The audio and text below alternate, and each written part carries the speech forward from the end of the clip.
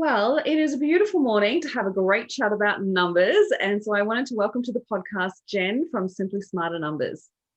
Thank you for having me. I'm very excited to be here. And it's always a good morning to talk. Every morning is a good morning to talk numbers, isn't it? Well, I guess it is for people who love to talk numbers. You know what, though? But it's really interesting because I have been one to avoid numbers. It's been something that's just not my strength. It's not something that I love to do. I find that it really drains my energy. And it's interesting, like my sister, she is so loves numbers, loves numbers. And so I'll always go to her and go, am I looking at this right? Yeah. And it's so funny how it really lights her up to find, to really look at and find the information in the numbers, which is really cool to see. But it's something that I've always struggled with. But as being a business owner, it's something that we cannot ignore. And it's something that it's when you actually allow yourself to push past that and then start to find the joy in the numbers and allow them to give you wisdom that maybe you would never access before, I think is so key. So just to begin with, can you share with us your journey of how you created Simply Smarter Numbers and where it all came from? Yeah, sure. So I am a CPA by trade. I don't do that these days. I'm not an accountant these days, but that's where I've sort of come from basically. And over the last 20 years of doing that, I've worked with so many different business owners and it's been great. I've loved working with them. I just didn't really love the tax side of things. And we sort of started getting in our business. We bought our business about 12 years ago. And there was a lot of pressure with us with our business because when you're buying into an accounting firm, it can be very expensive. There's a lot of money to be outlaid and so on. And we decided to expand our business to a different area, like a different regional area, which is actually about an hour and a half away from where we live. And we actually created a coaching sort of a business, like a coaching arm, a business coaching arm of our business. And I loved it. We absolutely loved doing it, but there was a lot of travel involved and we were getting some great results for our clients and we were getting some great results for us financially, but we were finding that as a family and as a sort of a lifestyle, it was really not working for us. It was just too hard. We were always on the road or we were always saying, oh, maybe we should stay the night, just so we don't have to do the travel, but then you're away from the family for the night. There was all of those sort of things kept coming up all the time. And while we were, yes, making money and yes, we were helping clients and yes, we were loving what we were doing, it just wasn't really gelling with and giving us the lifestyle that we wanted. And I guess at the end of the day, when I decided that I don't want to be an accountant anymore and I worked my way out of that business, that's where I said, okay, that's what I'm doing now. I'm going to build a business that helps other people create what I term as an elegant business, create that elegant business model that allows you to, yes, make money, but also have a lifestyle at the same time, because it can happen, and we worked it out in the end.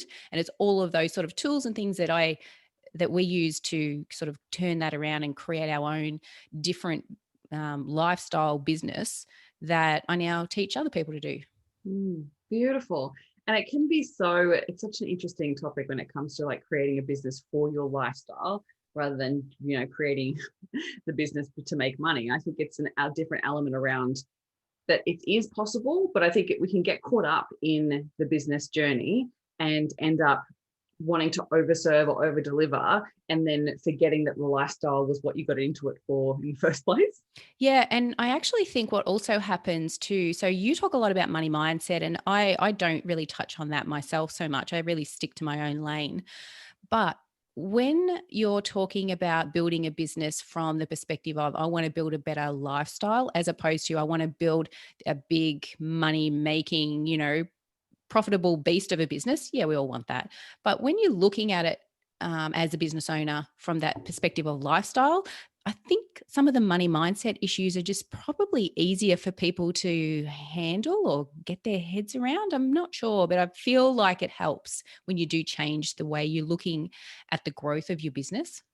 Yeah, absolutely. I think it's a different definition of what success means to you, because it's like, well, there are so many representations of what success looks like into the world, or what a successful or profitable business looks like in the world. And it doesn't necessarily mean that you have to have it that way. Like, I love that looking at it from the lifestyle perspective is like, hang on, it's your business. So what do you want? Yeah, absolutely. Yeah. So share with us a little bit about why your customers come to you. What are they looking, what are they struggling with when they reach out to you? Yeah, typically when I have people reach out to me, it's not always because they're not making enough money. I typically work with business owners that have been around for, say, 2 or 3 or 4 years, or they've got to the point where their business has grown and so much so that, yes, they're making money, but it's starting to just get too hard. Everything is getting too hard from a time perspective, from a lifestyle perspective, from, how yes, I've worked really hard and I'm making a lot of money. I have a lot of clients. I'm doing all the things that I really wanted to do. 2 years ago, I would have loved the thought that I was going to be where I am right now, but it's become really tough. And the problem that I think a lot of people are having that do come to me are they're trying to work out how they can step out of the day-to-day in order to change the place that they're in so that they can step forward tomorrow into a more elegant business. They don't actually use the term elegant business. That's kind of a term that I use, but ultimately that's what they're looking for is, how can I pull myself out of this business to make all the changes that I know I need to make? I don't necessarily know what those changes are, but I know that I need to do something different and I need help. Yeah. And I've heard it described in a way, and correct me if this is not what you mean, but it's like going from being an operator in your business to going to be actually being a business owner. Yeah, it's a hard transition to make. Yeah, that's exactly what it is. It's a tough transition for a lot of people to make, both, I guess, from a mindset perspective. We all want to do it ourselves and we want to make sure that everything is, and we've always done it ourselves, and we have to learn to hand off certain things, or we have to make some tough decisions around, what we will and won't do in our business going forward, various service offerings that we offered before. Are they really working for you? Overall, are they working? Yes. They're making you money, but are they working for you from a lifestyle perspective, a time perspective?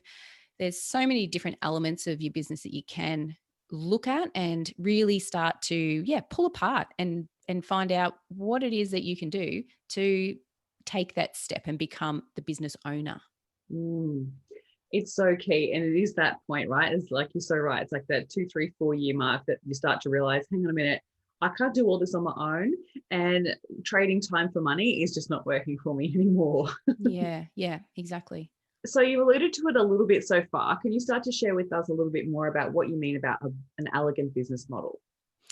Yeah, so an elegant business model is a business that's lifestyle friendly, essentially, but it's not just lifestyle friendly, it's also profitable enough to be able to financially support your financial goals, but not sacrifice your lifestyle goals. So it's about having a good balance of both. Good balance of, yes, I want to be profitable enough to be able to do the things that I want to do financially in my life, but I also want the time to be able to do them. There's no point saving, running a business and having enough money to go and build that $1 million home if you can never spend any time in it, for example. Yeah. Totally. It's otherwise like, why do we even bother getting into business if we weren't going to enjoy it and actually have a lifestyle that supports it, or vice versa? Yeah. So that's kind of where I'm coming from, is just, I love to help people just change their perspective a little bit on their business and say, okay, yes, I do want to make money, but I want to do it in a way that gives me a really great life. And it doesn't necessarily mean it's going to happen tomorrow. It can take time, of course. It took us 2 or 3 years for us to change what we were doing in our business over and really chip away at it over a period of time to turn it into what it is now, which is, much more of a lifestyle business. Yeah. And I think when you like saying that takes a little bit of pressure off, right? Because a lot of time clients will be like, oh, well, I know I need to change and I want to go to this type of model, but this has been working for me. Like you were saying, this has been working for me for such a long time. And I've got evidence in my mind to prove that it's going to work. And that's where my revenue comes from. And so there's so much fear wrapped around that, because it's like, well, if that's what's given me the revenue in the past and then I stop doing that, where is the revenue still going to come? And it's trusting that transition But I love that you've mentioned that it can take a little bit of time, because that transition takes a little bit of the pressure off, that you don't have to do it like overnight where you go, well, actually, you stop offering that service and go straight to doing this, right? Yeah. Yeah. And it doesn't, nothing magical is going to happen overnight, really. You can start working on it. It's about trying to, one, identifying what those goals are at the outset. What is it that you want out of that lifestyle? But people can then, once they get some clarity around what's possible for them in their business, then it's much easier to make the hard decisions that you need to make. I've had clients say, okay, I am going to stop taking on new work for a period of 3 months, and you and I are going to work together every week for the 3 months that I have a lull in clients, to turn this business around. Another one who has said, okay, well, I've done the numbers. I know where I want to take this business. I'm going to hire a general manager to come in and help me run the business while I spend time working on the business and do the things I need to do to turn it around. So, you can't make those sort of big rash decisions without really having a clear picture of where you want to be, and then having the confidence that you're able to take it there. So it is a process, it is a transition, but you can see the weight off people's shoulders. I had another client who, she decided that she was going to actually lose one service, one very large part of her business. She was going to decided to stop it, slice it off, completely slice it off, because it was the time suck that, yes, it was making her money, but it was the complete time suck that she couldn't spend the time that she wanted to do to create a digital product, some sort of a membership type thing that she really passionately wanted to create. But this part of her business was simply not allowing her to do it. So she's made the decision. But you don't want to just make those decisions without having the numbers to back it up, without having the confidence in the facts there staring at you to say, yeah, you can afford to do this. This can work for you, and this will be the results. Yeah, absolutely. And I think that sometimes it's also a decision in taking a couple of steps back so then you can move faster down the track, right? So like you said, that's a like great point. hiring a GM or literally taking a pay cut, because it's like, if you're not going to take on new clients for 3 months, it's Absolutely. that transition, right? That's a huge decision You're to taking make. bread off the table, that's pressure, but you're not going to take bread off the table unless you feel very confident that you can, impact the results for the positive in the long run. So it's about creating the best business, the most elegant version of your business in the long run. Yeah. And I love that. Like anytime that I find that a client is struggling with like complete overwhelm, not knowing what to do, and they're like literally like, what's the definition of like a duck when they look serene on the top, but their legs are like going crazy underneath? Like you feel like you're always running, is because you're thinking too short term, right? If you're thinking long term, your perspective completely shifts. And not only do you stop judging yourself so harshly, because you know that you're going to have to try 50 different things to get to the goal that you want to get to in that long term goal, but it's also allowing yourself to go, hang on a minute, these little things aren't important, right? I don't have to stress about these little things. I don't have to worry about the little things, because I have that long term goal. And I think when you take that step back and allow yourself to look at the numbers and give yourself that evidence to go, it's going to be okay, and trust that doing that is going to actually help grow your business. Otherwise, the alternative is to keep doing what you're doing and end up probably burning out. And when you couple up that mindset, what you're talking about there, with some activity and some action to actually decide what is it that I'm doing that is or isn't useful to me in my business, and break it right down. I always say, and this is getting right down into the nitty gritty action sort of side of it here, is have a look at what it is you're doing for a period of 1 week or 2 weeks, and literally get out your pen and paper and write it down hour by hour by hour, what it is that you're actually doing in your business, and even sometimes add in what you're doing in your day-to-day life, household duties and blah, all the blah stuff that we have to do. Write it all down, and then come back in a week or 2 weeks and have a look at what you've written down, and it'll become really crystal clear the things that you don't need to keep doing, that you don't really need to worry about. It's a really good first step and an easy step for people to start and look at what it is that you're talking about there. What are the things that have got my little legs going flat out? Well, yes, I've got everything sorted on the surface, but really I don't. And it'll be some of those things that you're literally doing in your day-to-day that are causing you to feel that way. And wasting time and wasting money. Oh God, yeah. Yeah. So much. I like to call them money-making activities, like looking at what activities you're doing in your business and are they actually generating a result, or are they just busyness? Like, is it just creating more busyness for you, and that you think you're taking the action, doing all the things, but is it actually working? Is it generating anything for you? Yeah. I call them most important activities, MIAs. I refer to them as MIAs when I speak. I was actually had a presentation that I did to some finance brokers this week, and we were talking about most important activities. What are the unimportant activities? And then what are your most important activities? Are they things like, get right down into the nitty gritty, your A-class clients that you love working with and that love working with you? Is one of your most important activities getting a referral program in place with these people and nurturing them every quarter, making random phone calls to them just to see how everything is going in their business, to nurture the relationship? So many different strategies that you can put in place once you've got that clarity around what are those money-making activities or most important activities. Just work out what they are and then cut out the stuff that you don't need to be doing. Yeah, that makes your life so much easier. So much easier. Yeah.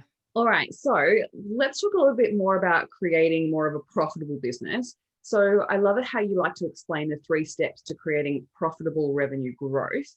So let's dive into that. What are the top 3, those 3 steps? Yeah, so you'll notice that I say profitable revenue growth. So revenue growth, I think, can be a real catch cry for people. Everyone wants to make a magical $1 million and or multi-millions or multi whatever. People talk a lot about revenue, but I can assure you, I have worked with big businesses and small businesses, and you can make more money, more profit having a small business than you sometimes can having the multi-million dollar businesses. So the top line really doesn't mean much, to be honest. It's sometimes is a bit of a vanity metric, I think, for people, but profitable revenue growth is what we're looking at here. Is, if you're going to go to all the effort and use up your scarce resources, which is your time and your money, to grow your business, then you need to make sure that you're growing the profitable part of your business. So I guess that's where I'm coming from when I say 3 steps to profitable revenue growth. But the first step, Christine, is around setting goals. So it's about setting goals in your business. And I guess it circles back to what we were talking about just before, is having that vision, that picture of what it is that I've created this business for. And I refer to them as there's sort of like 3 steps within the goal setting. Is the first one is setting your lifestyle goals, and then setting your profit goals, and then setting your revenue goals.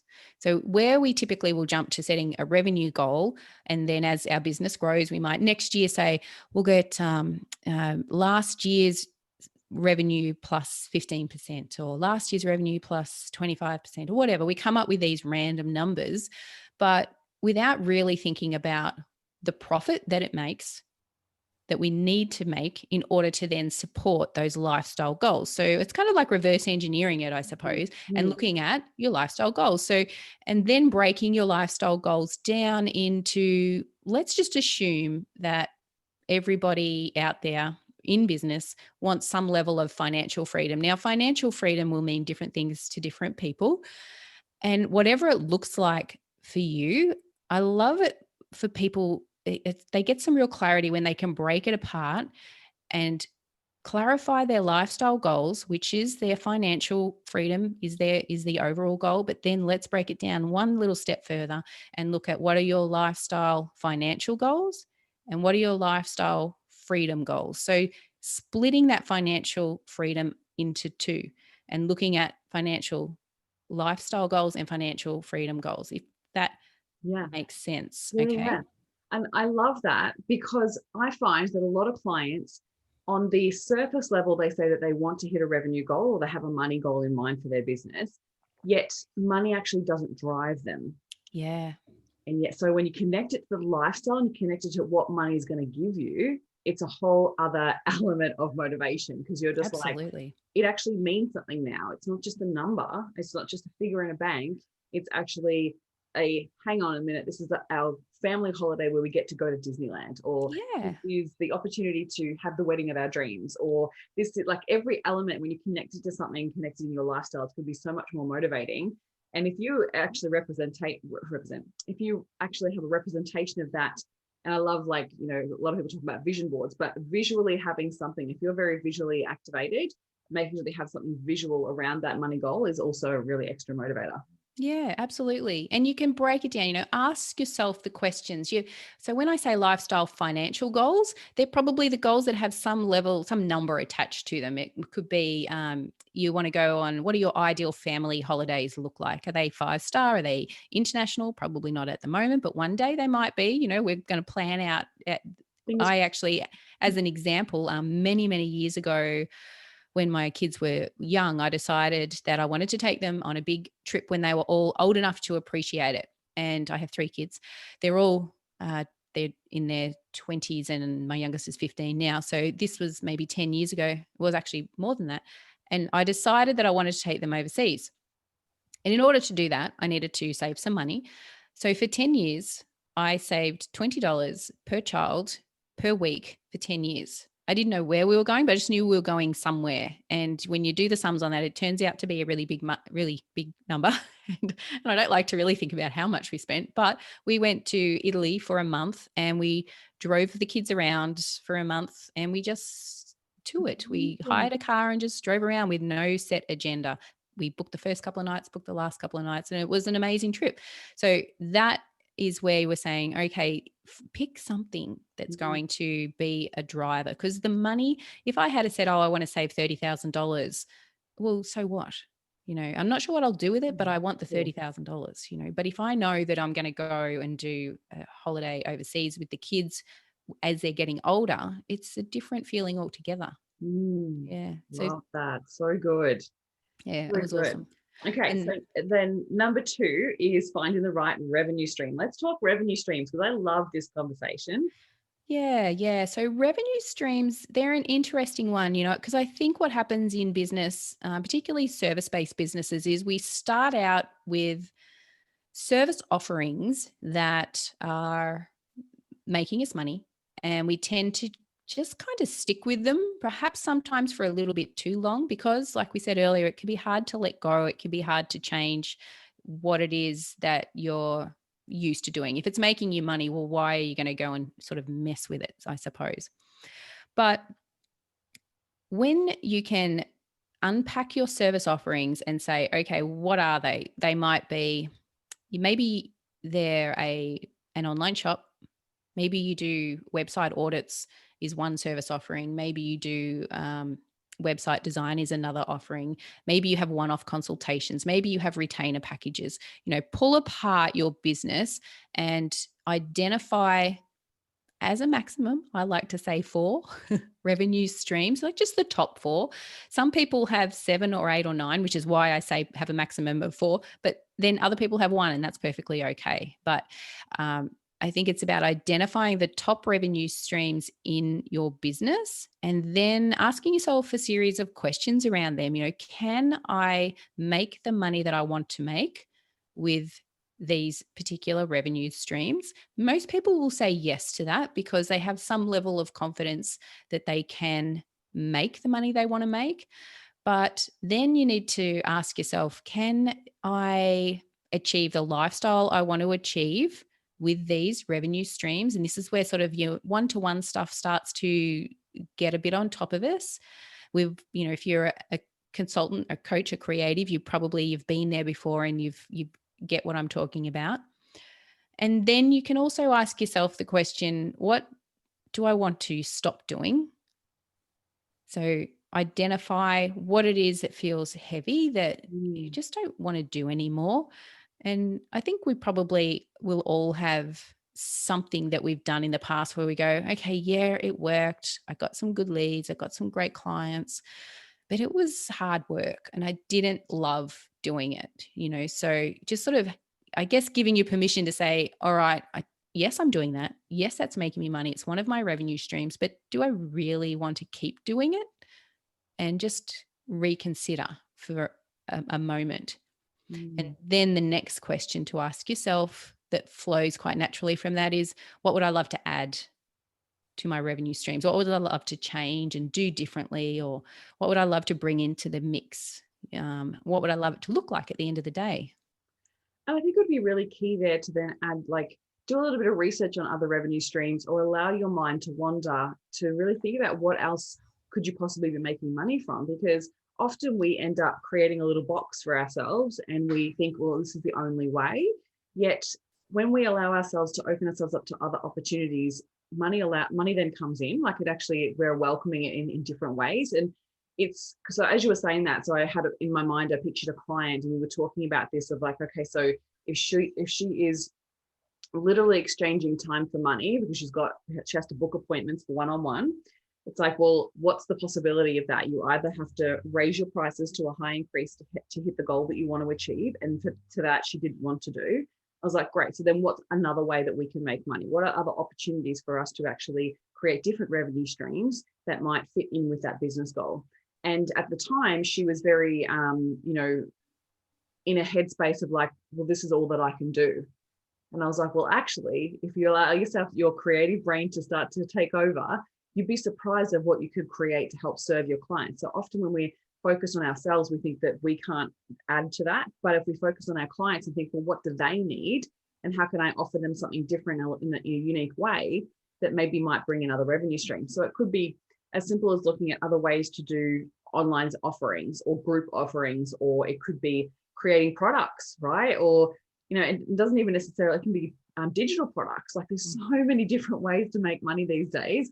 And I think when I first started my business, I was like, yeah, I definitely want multiple revenue streams. Like, what could I do? So I obviously have my one-on-one coaching, I have my events, I have my speaking, there's my digital products, like there's so many different elements to what it is that I do. And I love that. I love the variety of it. And I love there's all these unique ways, but that it's also being open to other opportunities. So one of the things that kind of came in this year for me was actually being asked, and it's kind of separate to speaking. So when I say speaking, it's very much like keynote speaking and actually speaking with a purpose and a topic in front of an audience. Whereas obviously this year that didn't go to plan. No. But it was actually being open to doing like masterclasses and webinars for other groups that actually employed me to come in and run those workshops for their employees and for their groups and for their clients. And that was something new this year that kind of came in, that I didn't actively go, this is what I want to do. People came to me and started asking me for that. Yeah. I love how, like, it's just opening yourself up to other opportunities, because sometimes the revenue streams aren't necessarily what you specifically think they're going to be. Yeah, that's right. And it's not, I think, until you sit down and ask yourself those questions, what is my right fit revenue stream? So one, identify them, and then ask yourself those series of questions. What do I want to keep doing? What do I want to not keep doing? What do I want to start, really get down and break it out and think about what the options are. And you need to put some time aside to do that. It's not something you're just going to sit here and go, okay, yeah, well, I do one-to-one coaching, I do monthly profit consulting, I have a retainer that I offer to clients, and yep, that's kind of it. It deserves more than that. It deserves more time than that. And I think it's great. It's a great thing for people to sit down and start to explore and say, what if I was going to drop one of those? Is there one that I would love to get rid of? And then, is there something I'd love to bring on board? And it's about finding the right fit revenue streams, because yes, you can have 100 revenue streams and you can make plenty of money, but what's the right mix, the right fit for you and your lifestyle goals? Mm. Okay. So, okay. Awesome. Okay. So take us now on to number 3. So number 3 is wrapping the numbers around those revenue streams. So this is where we start to get into the number side of it. So we've set some goals. We know what your financial goals are, and we know what your lifestyle freedom goals are. And when I say, I'm not sure if we touched on it earlier, when I said lifestyle freedom goals, it's things like, how many hours a week do I want to work? How many weeks a year do I want to have on holidays and take the family away? Or it could be that I have a passion project that I really want to spend time on, So you've identified in step 1 your lifestyle financial goals, and you've identified your lifestyle freedom goals. You've then set some time aside and you've had a look at your revenue streams, what you want to stop doing, what you want to start doing. So now it's time to wrap the numbers around those revenue streams and have a look at what's actually making you money, which part of the which revenue streams is sucking the life out of lifestyle. And you can do this by looking at what I call return on time, and actually unpacking every individual service offering that you have, that you've just identified in step 2. You start to unpack them, and you can unpack them by looking at, okay, well, what's my pricing? Now, you mentioned a client before where if she was going to continue doing her one-to-one, one of the options is to increase the pricing. And if you don't want to do that, then what are the alternatives there other than find different services? Their alternatives around that are looking at the return on time that she's getting, and you'll be amazed. I actually should run through my little single page revenue planner with you one day, Christine, and give you a look at it. But what it actually does is identify the return on time that your one-to-one clients are getting, and it shifts their money mindset. I'm kind of cautious to use that term because I don't use that term a lot, but you'll know what I mean. It shifts their perspective on their money when they see, oh, hang on a minute, I'm only getting $110 per hour for all of the effort that I'm putting in. I'm only getting $89 per hour for all of the effort that I'm putting in. And it's not an hourly rate. Don't confuse return on time with an hourly rate. Return on time is considering the amount that you're charging. So the amount that you're charging, if you're charging $4,000 for a one-to-one coaching program and it takes you 10 hours to deliver that, then you're going to divide 10 into your 4,000. But it's not just the actual delivery hours. It's the stuff that goes around it. You need to really think about the half an hour that you spend before preparing, the 3/4 an hour that you spend afterwards. And we really pull all of that out of you and try and work out how much time are you really spending on that particular job. You're making notes, you're sending emails, not necessarily just the straight out admin stuff like invoicing and blah, blah, blah, but the time that you're really putting into delivering that product as a whole, that service as a whole, and looking at what is your return on time. And when you can see that, okay, yeah, I really need to increase my pricing because I'm only getting $89 per hour for that. That's why I'm so exhausted. That's why, Yeah. that's why things are not working for Eye-opening. me. Yeah. I know exactly what you're talking about. And it's very interesting when you have service-based businesses that are, based on time, and they really break it down like that. And even looking at like what your bookable hours are, because you're not available 24/7. And you can't No. just add in, I'm just going to take on 10 new clients next month. Like that's sometimes not freaking doable. Yeah. But when you break it down like that, it's so eye-opening. And then you start to go, hang on a minute, I am worth more. Yeah, you do. Exactly. Or you have the alternative then is to say, all right, because you can impact that return on time figure. So if we think about that figure, it started with the price that you're charging and the time that you're putting into the work. So there was 2 components to this return on time figure. So you can impact the pricing. Okay. Or your alternative is to impact the time that you're putting into it. So, how can I do things more efficiently? What can I do differently in my business? Can I use some technology to streamline a certain part of my business?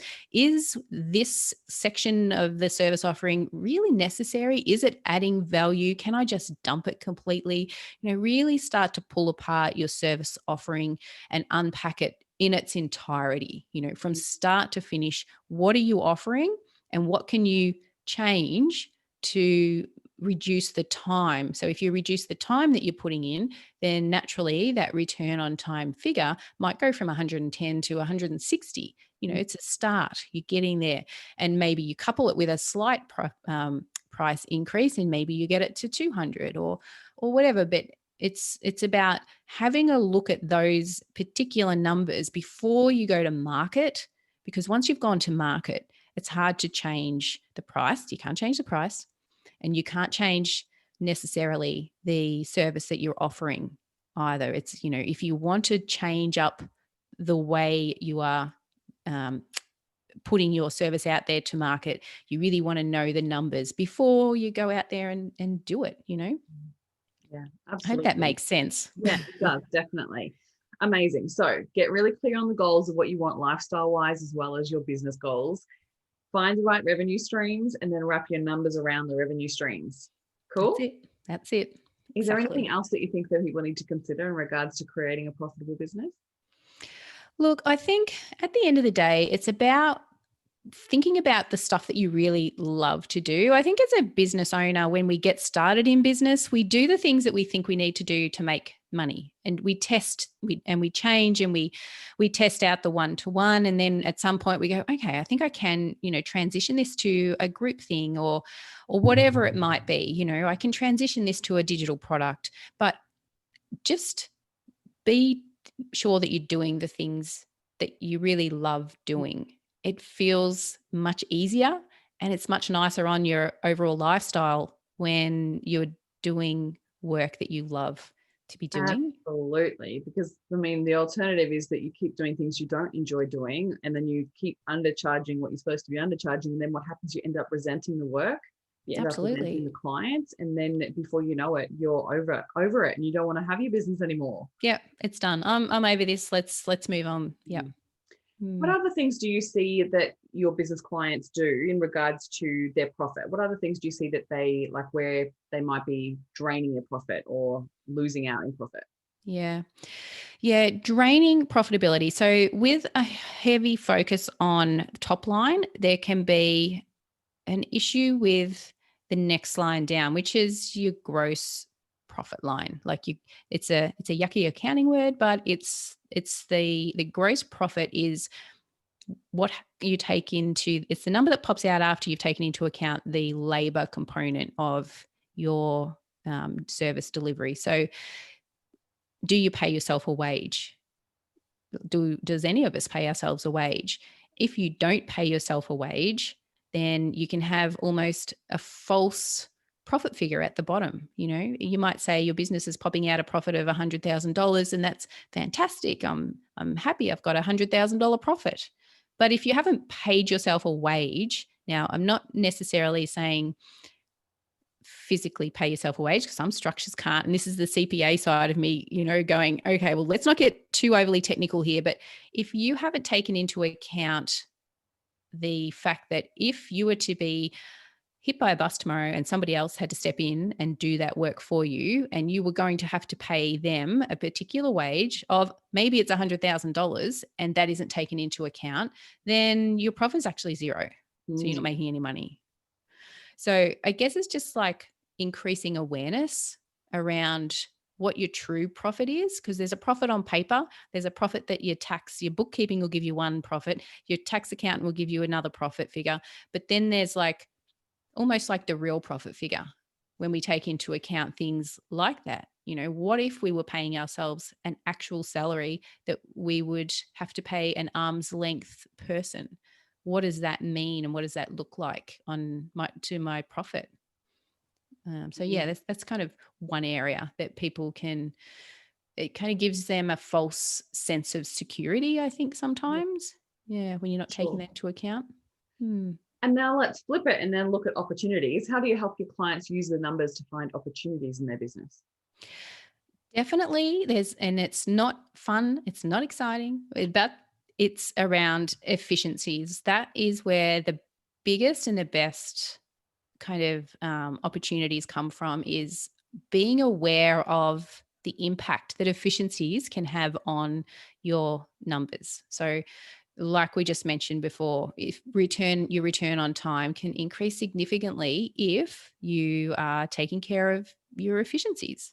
That's one really important area that I think a lot of business owners know they should be doing, but don't necessarily do. So that's one example anyway. Yeah. I used to actually work in corporate, and I used to love using the numbers to actually help people see their missed opportunities of where they actually could have made more money. And it helps them really see things from a different perspective, because it's like, so it was a service-based businesses. And so actually seeing the opportunities of where they could have upsold different services or upsold different retail products and things like that. And it's usually really quite eye-opening to look at things in hindsight.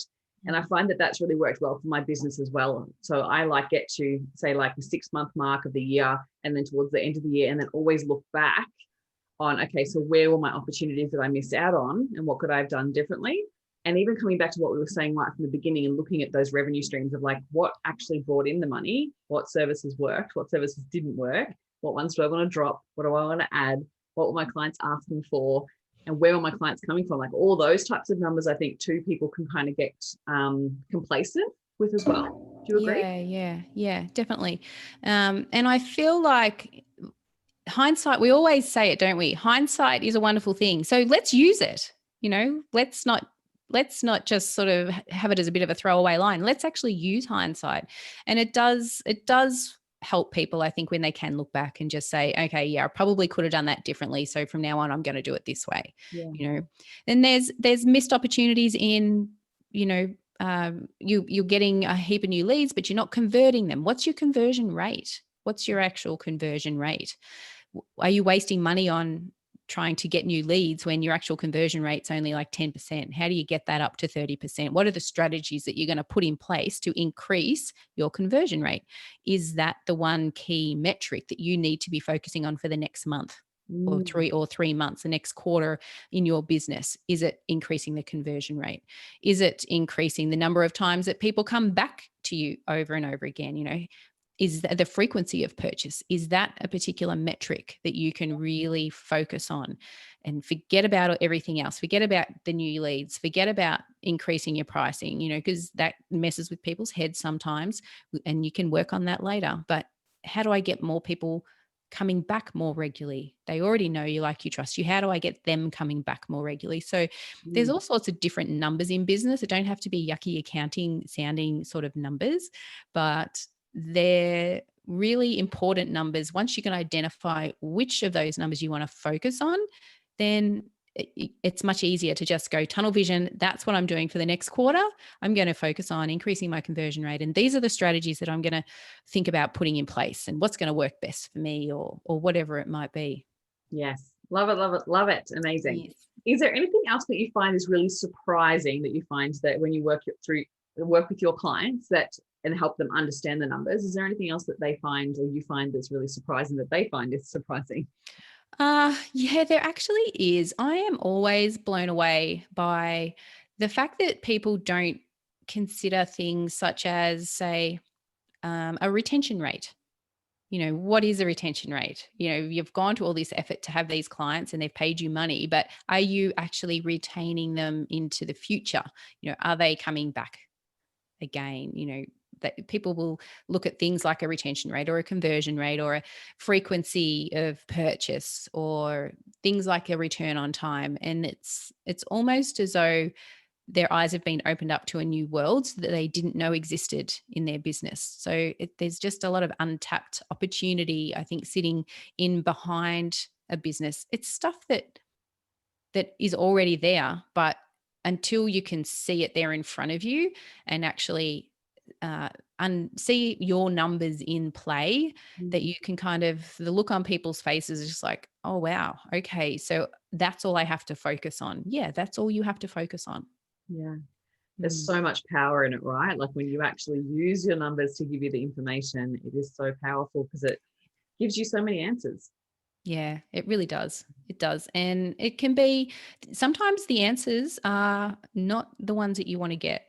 I've had some pretty hard conversations with people as well, where that they're working so hard. They are really turning their wheels and they've been working on this thing for a really long time, but if it's not working, it's not working. And you're going to save yourself a lot of money and a lot of heartache by having the conversation and, maybe making some of those tough decisions, slicing off that service offering, slicing off the, particular part of your business that you really really feel quite passionately about, but it's just not working for you in the form that it is right now. So yeah, sometimes they're hard conversations as well.